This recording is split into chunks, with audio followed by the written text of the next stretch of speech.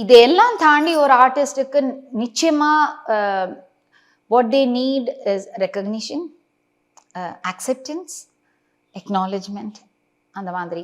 So அது எனக்கே வந்து இப்போ I have one of the greatest gurus as my guru, TVG sir, TV Gopalakrishnan sir. So அவரெல்லாம் ஒரு குருவாக வச்சுட்டே